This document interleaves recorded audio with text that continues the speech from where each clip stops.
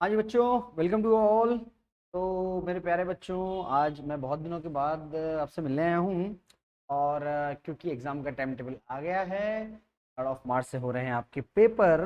तो कुछ बच्चों ने पूछा था कि सर कुछ थोड़े थोड़े इंपॉर्टेंट बता दो। तो बेटा मैं तो इंपॉर्टेंट में बिलीव नहीं करता हूँ। मैं तो मान के चलता हूँ कि जब आपके जो चैप्टर हैं वो चैप्टर हैं ही लिमिटेड, कुछ एक चैप्टर हैं। तो वैसे तो आपको सारे ही चैप्टर पढ़ के जाने चाहिए और सारे प्रैक्टिकल करके जाने चाहिए। लेकिन ठीक है, फिर भी हम लोग कुछ इंपॉर्टेंट की बात करें तो इस साल के लिए इंपॉर्टेंट चैप्टर आपके कौन कौन से हो सकते हैं।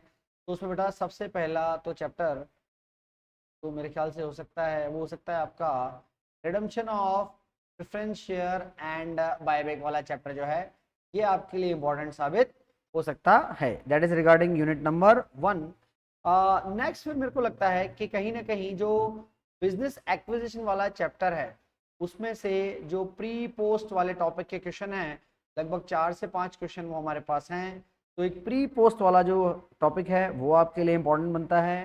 फिर एक आपके लिए रिडम्पशन ऑफ डिवेंचर।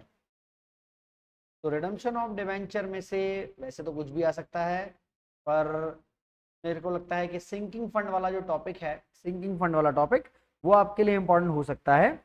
एक आपके लिए अगर आप इंश्योरेंस क्लेम में आ जाएं तो इंश्योरेंस क्लेम के अंदर जो लॉस ऑफ स्टॉक वाला टॉपिक है वो इंपॉर्टेंट बनता है। लॉस ऑफ स्टॉक में से हो सकता है कोई क्वेश्चन आपसे पूछ लिया जाए। देन फिर आपका जो फाइनल अकाउंट का चैप्टर है, फाइनल अकाउंट में जो टॉपिक आपका बनता है उसमें से मैनेजरल रेमुनरेशन का जो एक क्वेश्चन है वो बड़ा इंपॉर्टेंट बनता है। ठीक है, मैनेजरल रेमुनरेशन है ना, इस टॉपिक में रिलेटेड एक आध इलस्ट्रेशन अच्छा दिया हुआ है, वो जरूर करके जाइएगा जो एग्जाम है। शायद उसका आंसर वो 5,74,000 के आसपास कुछ है, अच्छा क्वेश्चन है वो। फिर एक नेक्स्ट आपके लिए बनता है इंपॉर्टेंट डिपार्टमेंटल। डिपार्टमेंटल में से बिल्कुल क्वेश्चन बनता है, इस बार के एग्जाम में इसमें से क्वेश्चन आ सकता है। और फिर आपका लास्ट टॉपिक जो मुझे लगता है इंपॉर्टेंट है वो है आपका हायर परचेज।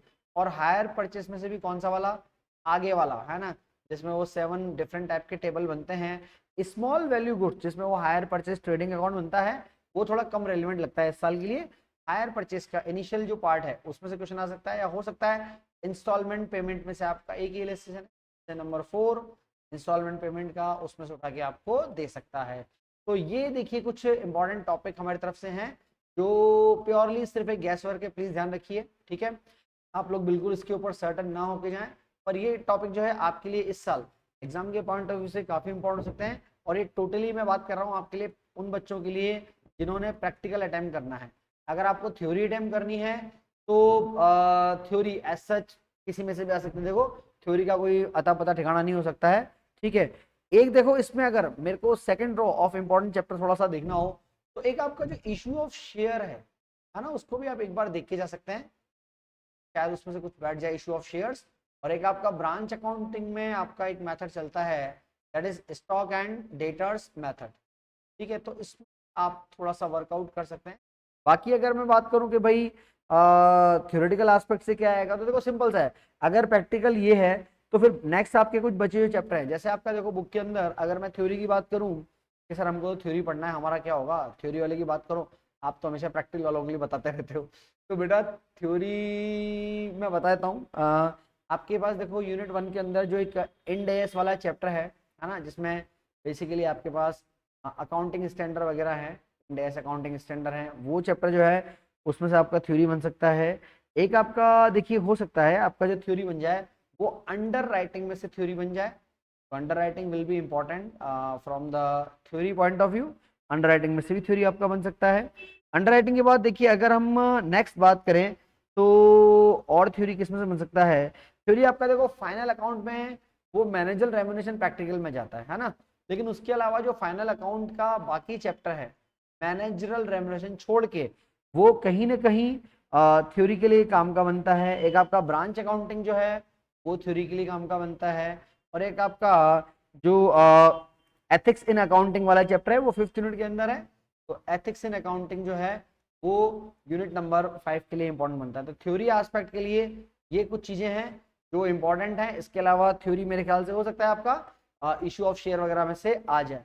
बाकी प्रैक्टिकली ये कुछ इंपॉर्टेंट है, प्लीज रिमेंबर सिर्फ इसी पर बेस्ड होके नहीं जाएं, ये सिर्फ और सिर्फ टोटली एक गैस वर्क है बेटा, जो लास्ट ईयर के पेपर पे हम लोगों ने बेस्ड ऑन किया है, इसके अलावा कुछ भी नहीं है, ठीक है। तो इस पे बहुत ज़्यादा ऐसा आप लोग रिलाय नहीं कि आप सिर्फ यही पढ़ के चले जाएं, प्लीज़ ऐसा नहीं करें, आप पूरा सिलेबस पढ़ के जाएं, बस ये ध्यान रखें इन टॉपिक्स को थोड़ा अच्छे से पढ़ के जाइएगा, ठीक है। चलिए, थैंक यू सो मच, और आप सभी को एग्जाम के लिए best of luck, bye bye.